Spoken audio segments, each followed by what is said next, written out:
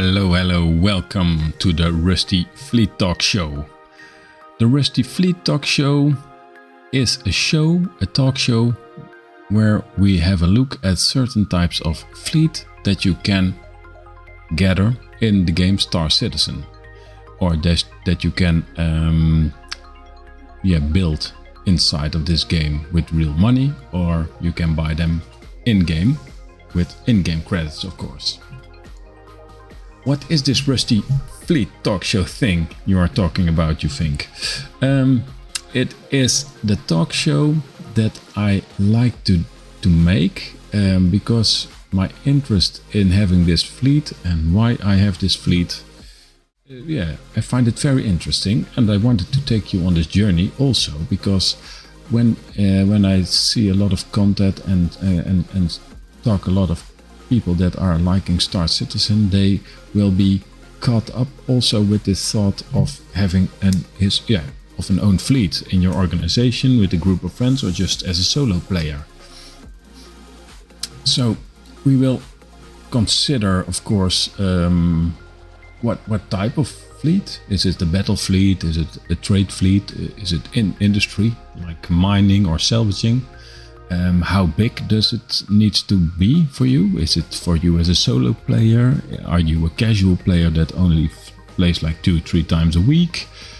Are you a daily or a weekend warrior, so that you grind all week to have the weekends like doing some big raids with organizations and do the preparation in the week before? What it entails to have like maintenance or upkeep, like fuel costs, that sort of thing. Then of course the goal, what do you like as a game loop? Do you like exploration? Do you like mining, salvaging, maybe battling or doing bounty hunting, that sort of stuff? And of course some speculations, because not all the ships are out yet in Star Citizen. There are some ships that are in concept right now, and you will get a loaner ship for it. But it doesn't have to be a bad thing, I think, because it also can suit some needs in this fleet thought. That it can fill some roles in it and be versatile. If you are having any questions about building your own fleet or doing upgrades in the store for real money, like upgrading your starter package to some bigger ship or maybe multiple ships, then let me know in the comments and I am happy to answer your questions. Okay, we will have a start at a look at the Rusty Pigeon fleet.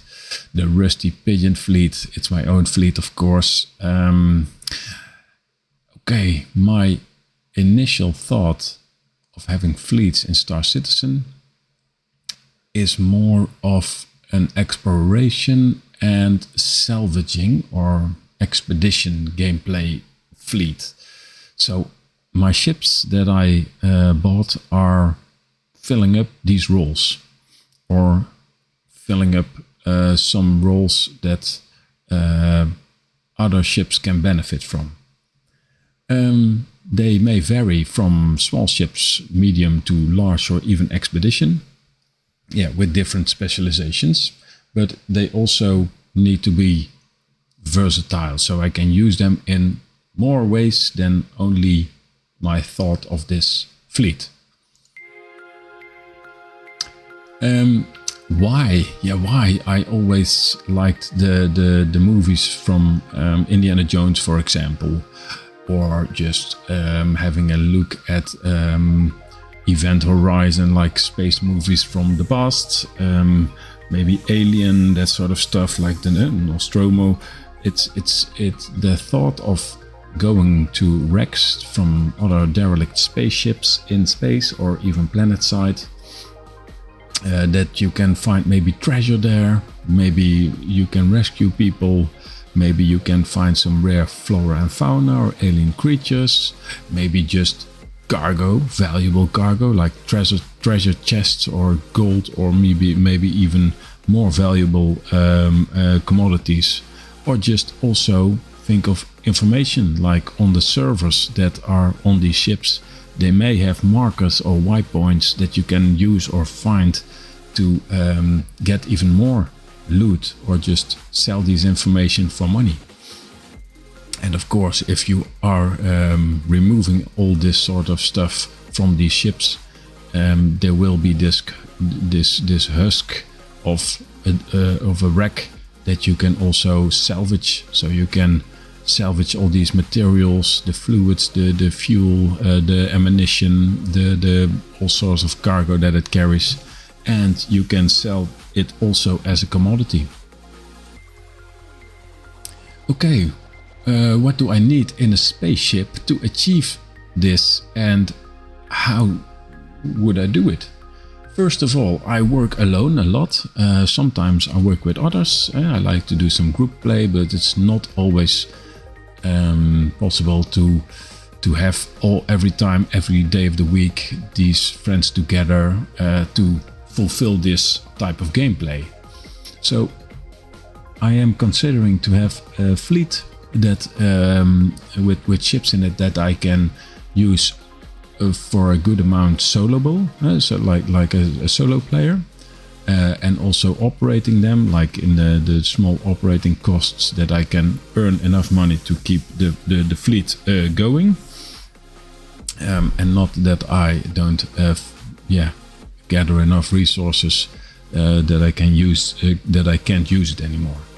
So step one in this fleet thought of mine, like exploration and salvaging, is finding, of course, these treasures, these wrecks, these starship wrecks, or even on planets or other valuables.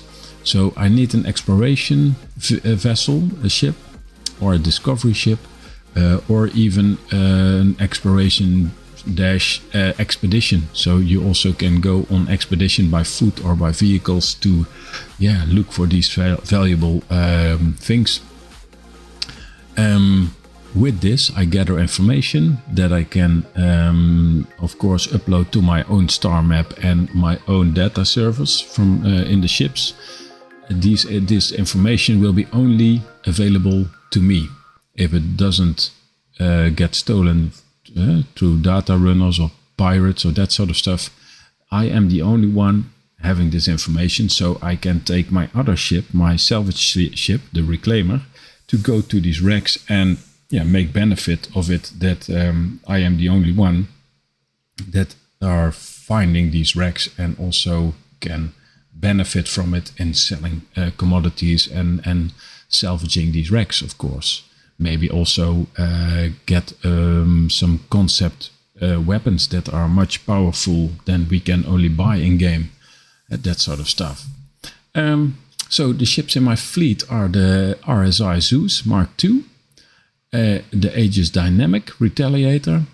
It's a large size. The Aegis Dynamic Reclaimer, it's for heavy salvage. It's extra large - capital because it has a capital power plant, but it's not designated as a full capital ship, I think. And the Misk Endeavor, it's a modular ship size capital. It's a very big ship. It probably needs to grow some little more, but more of that in other pages after this one. It's 1 to 7 crew members to fully operate it. So we will have a deep dive into these 4 ships. And after that, we will have a look at the loaners for them.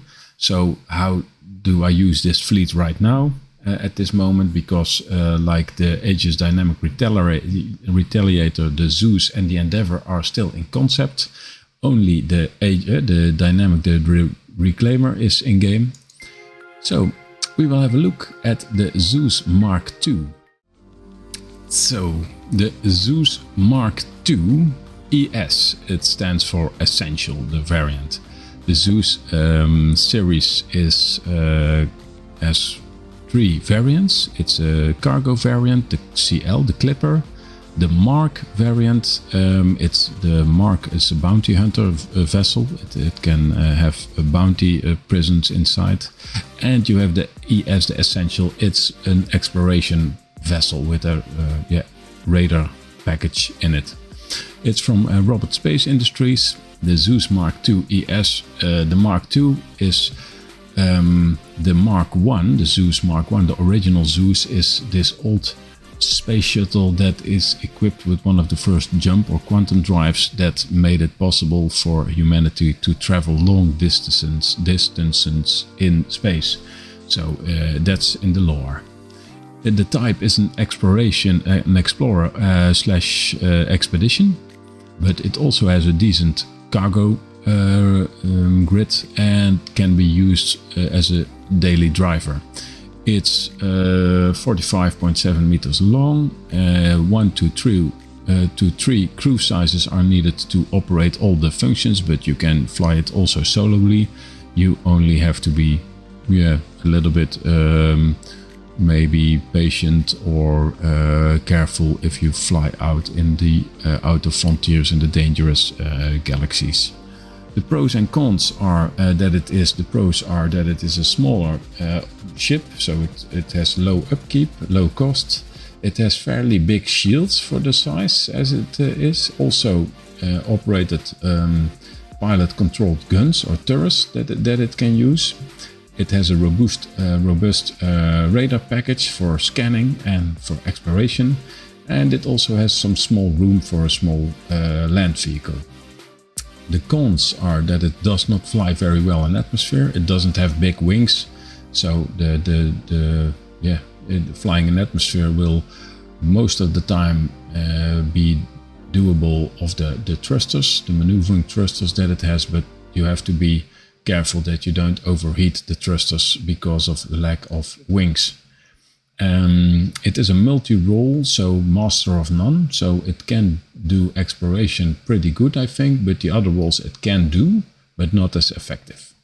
It has also a medium range in quantum jumping, so it has not as a big fuel tank and not as a strong jump drive to go as far as other vessels. Then we will go on to the Retaliator. This is the Aegis Dynamic Retaliator, the base model. It is also out as a bomber variant with torpedoes in it. It has the modular bay of a torpedo bomber. It's the base model stands for heavy gunship. It's modular and multi-role driver. It's a large ship, 70 meters long, 1 till 7 crew members.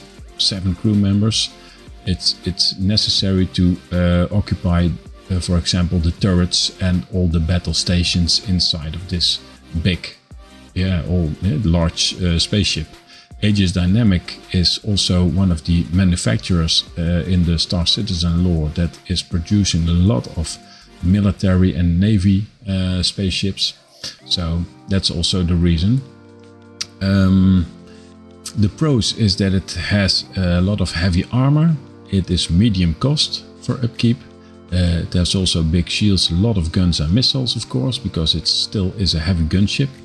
You can fit it with cargo modules, 2 or maybe 1 and some other module for a dropship, maybe for getting some grunts to the surface or people transporting.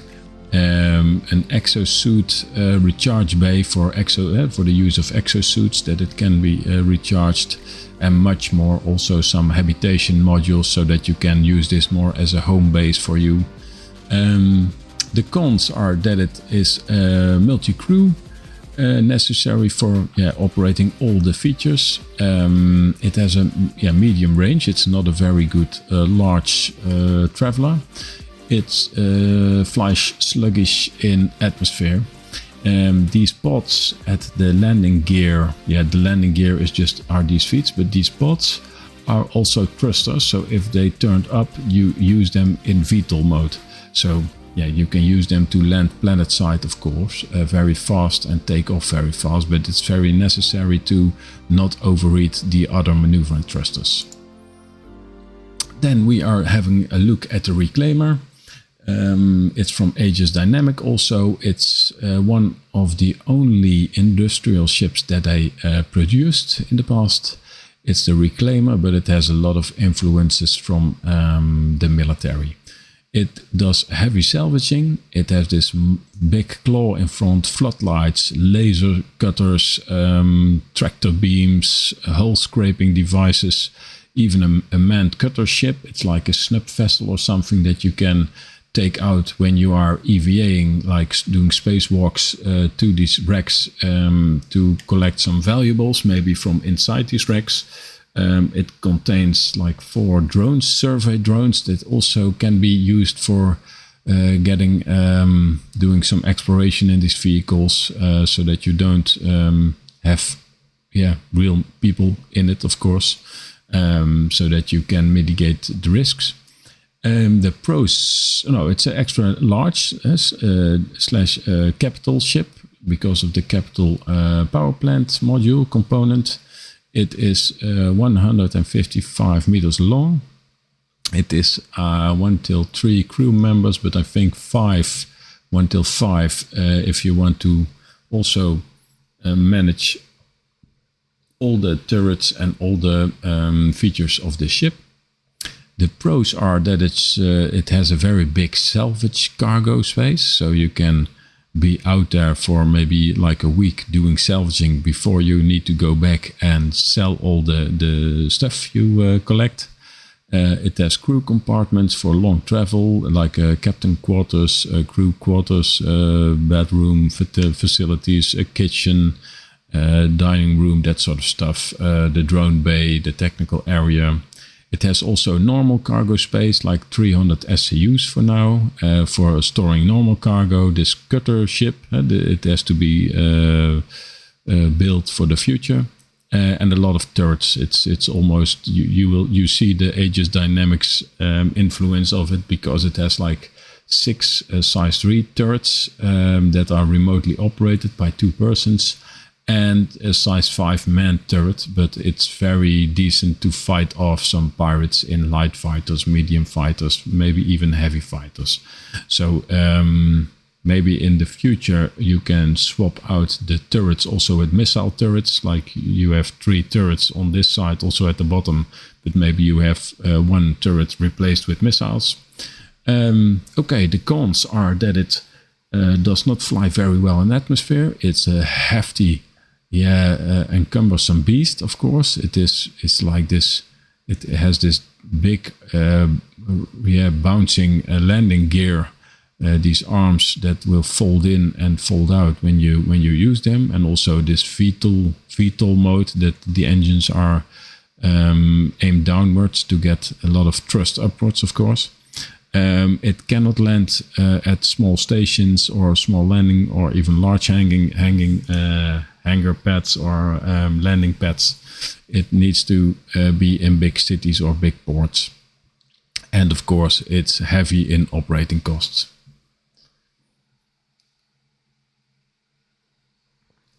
Just taking a sip of water. Okay, we will move on to the Endeavour. The Endeavour is from MISC, Musashi Industrial and Starflight Concern. It's a collaboration with another alien race, I think the Banu, one of the first alien races that is discovered by humanity in lore. It's the Endeavour. It stands for the heavy science, maybe exploration with this big radar dish, even a hospital module, agriculture, like doing farming, that sort of stuff. Even maybe holding like animals, that sort of stuff also possible in the future. There will be modularity, much modularity available for this ship. The size is 200 meters long, but it's the old concept metrics. So it will need to grow in size for keeping up with the new standards that all the ships are having at the moment. It's 1 to 5 crew members for only flying the ship. Of course, if you are having extra modules like the hospital module and the hangar bay, that sort of stuff, you need to have more crew members, of course, for managing all these modules. Of course, in the future, there is talk about hiring an NPC crew as a player. So you can hire NPC crews to manage some stations in your ship. as also make use of computer blades. Computer blades are more like autonomous systems that can be used for remote turrets operating, like targeting computers, that sort of stuff. So they can also get some work out of your hands if you are mostly solo be flying. The pros are that it's the biggest modular ship in game. It's still in concept, so it is fairly cheap for what it will bring in the future. It offers a lot of gameplay. The modules must be replaced at the capital shipyard. You cannot do it by yourself, of course, but you will have a lot of possibilities, and you can earn these modules in game. So you only have to buy the base variant of the Endeavour. Then the cons, that it does not fly in atmosphere or can't land planetside. It's too big. You can detach the front cockpit to go out on exploration, or even go out to like big stars like suns and corona flares. It is very heavy armored, so that it can be used in that environment. It will also be its defensive method, I think, for if it's being attacked, because it doesn't have a lot of turrets. It just moves into this heat of the sun that other ships can't survive in, and this one can. So it's a possibility. You also can detach it, and you can let this be like this floating space station, your own space station in space, and just travel the galaxy that you are in with this cockpit-sized vessel. Okay, it has no range of quantum jumping in this cockpit-sized vessel. It needs to be connected. All the three pieces needs to be in contact, like the engine compartment at the back, the mid section with the modules, and then the front as the cockpit and also engine bay. Okay, the insight into the current fleet. The current fleet has ships that are in production still, in concept, and that are already available in game. But the ships that I have that are in concept, I received from CIG loaners, a loaner ship. This could be a ship that is not as good or fulfilling all the roles that the concept ship that you bought will do in the future. But of course it will give you gameplay. And also filling some gaps maybe for your fleet right now to play along. For this and also the images, I are using the app Fleet Viewer from StarJump. This is a very handy application for your browser. You can search a lot of information, a lot of 3D models for ships, and so you can plan out your own fleet by filling up the grid with all sizes of spaceships that are in Star Citizen. So we start off with the first one, the Zeus Mark II ES that I bought in concept. The loaner for this is the Spirit A1, excuse me, it's the bomber variant, but I didn't find it very useful. So what I did was upgrade it to the Spirit C1. It is the cargo variant. It don't have this bomb module, but it's usable as a good daily driver, 1 to 2 persons. It has decent weaponry. It's very fast. It's good in atmosphere. It can fulfill some roles. Until the Zeus Mark II is coming out, I have prepared the upgrades in my hangar on my account, so that I can upgrade this one, the C1, to the Zeus without paying more than I already paid for it. The upgrades. The risk of storing upgrade packages in your buyback is that they can rise in price if the ship comes out. So this is $150 right now, the Zeus. This one is $125. But if this one is out of concept, it will be mostly doubled in price, so it will be $300. So if it's in buyback and you want to upgrade this, you will still need to pay the difference between the ships. So like 125, because this is already out in game, and this is like maybe 300, you have to pay like this $175 of upgrade. And for now, because it was a game package, a Warbond offer, I had this upgrade ready for like $25 from the C1 to the Zeus. So that is my first step in the fleet. The second step is my Retaliator. The Retaliator has also a flyable variant in-game. It's the bomber, it's the torpedo boat. But the Retaliator has as its loaner the Gladiator. It's a smaller ship, of course. It's a two-seater, but it's a small heavy fighter, and it's also a bomber, so it carries like 4 size 5 torpedoes. This one has like 6 or 8 size 9 torpedoes, so it's much heftier, of course. If you have this the gunboat, or not the gunboat, the torpedo boat variant. So the Gladiator is the loaner. So until this one comes out with these modules, and I will decide what sort of modules that I will be putting in, of course. And then I can also use this one because it's a heavy gunship for some combat missions like bounty hunting, that sort of stuff. So I will have a look in the future what this will bring. The Retaliator versus the Constellation Aquila. The Constellation Aquila is a spaceship, an explorer from Robert Space Industries. It's one of the first ships also available in-game.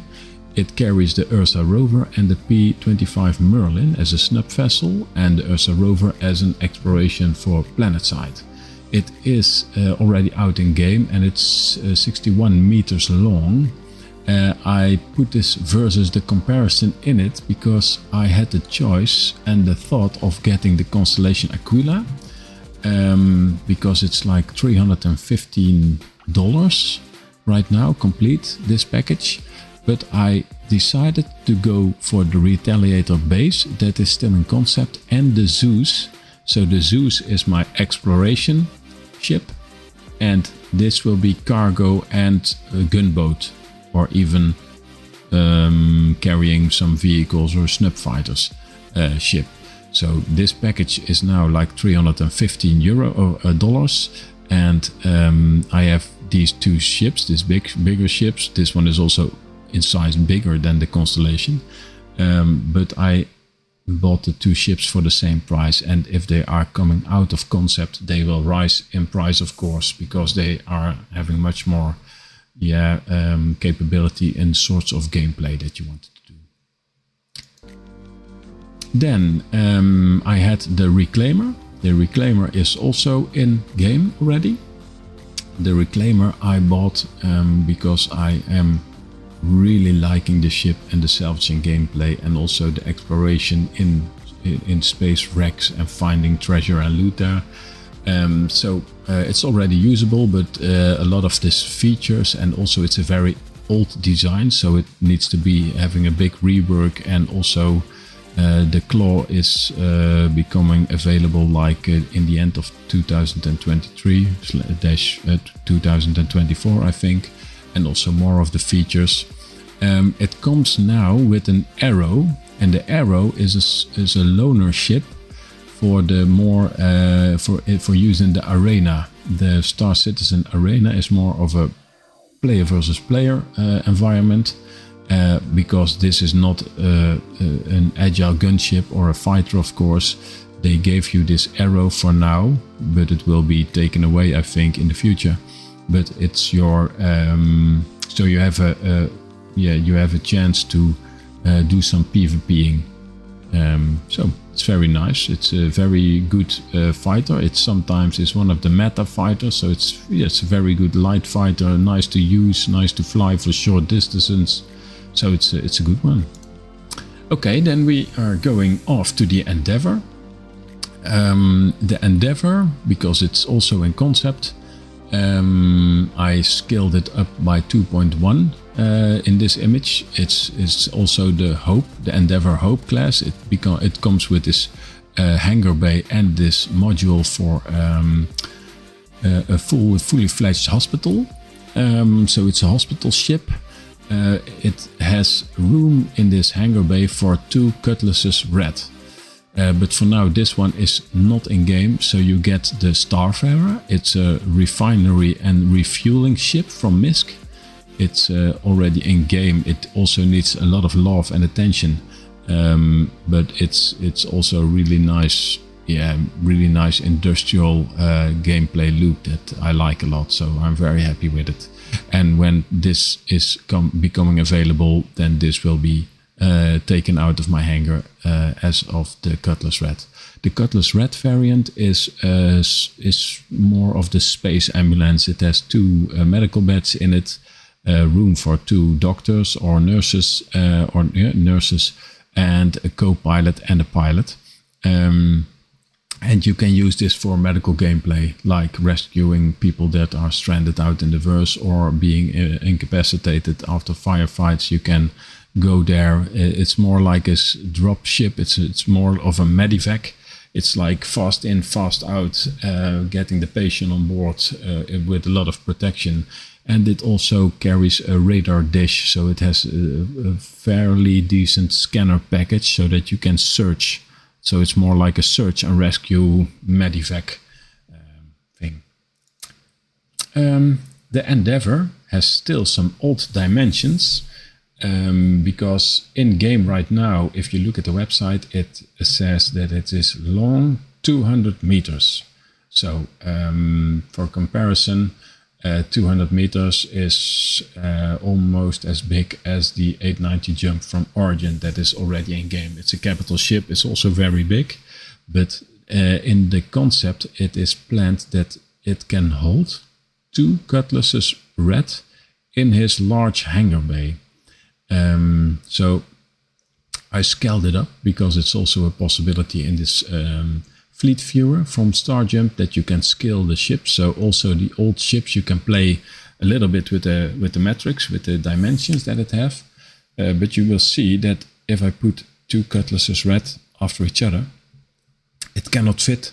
It doesn't fit, and it's already like 2 times the scale that it is already. So in the next picture I will show you the full length that we are thinking it's more or less going to grow to if it's released in game. The other thing that I wanted to talk about is my choice for the Zeus as an explorer, because I talked about the Constellation Aquila, the one with the rover and the snub fighter on board, the exploration vessel. But it's like 71 meters long, so it doesn't fit in this hangar also.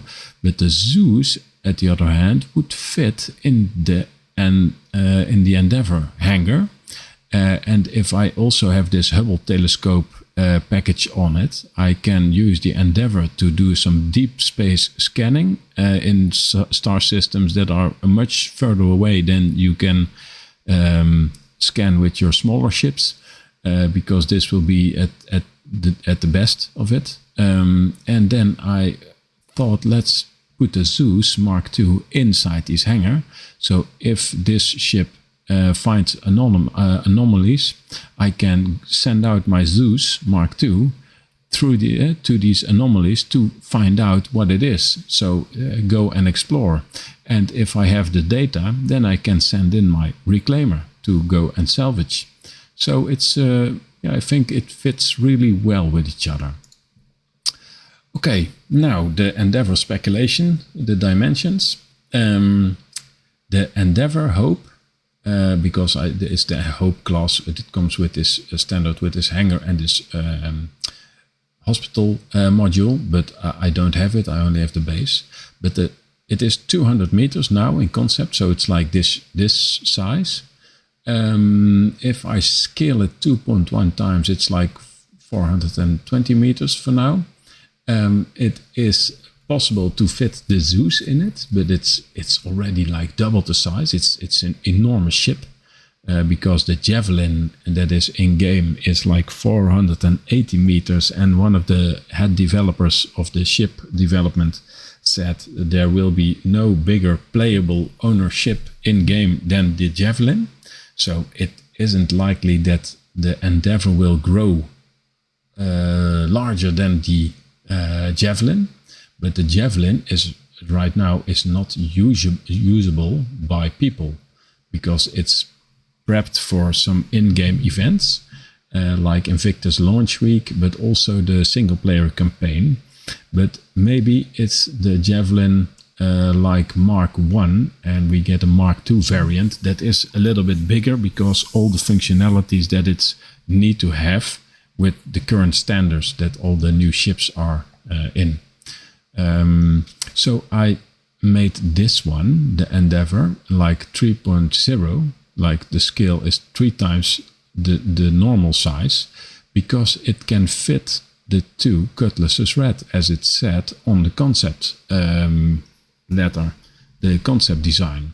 But it's at the length total of 600 meters. It must be becoming a gigantic ship, or they will redesign the ship with the gameplay features, of course, because if you are buying the concept of the ship, you are also buying the gameplay features that it must contain, because they said it would contain. But they, of course, can play around with some sizes and shapes of the ship. Also, the front cap of this Endeavour, for example, will be almost the same length as the Misk Odyssey. It's the capital class Explorer variant, or Planet Explorer, I think. But it has a little bit of the same look or influence. But it will be enormous, or maybe they change the hangar module or something. They make it maybe wider, or you need some space to maneuver a little bit. Maybe it's a fly-through, so that it will be also opening up on this side, because now you have these elevators and an airlock and a decontamination room inside, and also this elevator that is going up to this hospital. But this, for example, in concept, is a 3-storage high hospital. So it contains 3 storages for operating chambers, patient handling, beds, like sick bays, that sort of stuff. It will be enormous. But that's some speculation, of course. Take it with a grain of salt. Do if you like, of course. You can have a look at the channel Info Runners. Info Runners, they have a lot of speculation about ships that are still having the old matrix dimensions, the old dimensions. You also have like the ship, the Crucible. It's a repair ship, but it also is a design from 8 or 9 years old. It also has this old dimensions metric, so it needs to grow also. Okay, now the conclusion and the possible issues that I foresee with my fleet. I think my conclusion is that this fleet will very good accomplish what I designed for it. It will be used with each other, so it's not like I have 2 or 3 of the same ships or with the same capabilities. I have some space that the ships that I bought will grow in size and also be modular, so I can tweak them to my gameplay. And I also have loaners in place that I can use in the game right now, so I can enjoy the gameplay right now. It's also very important.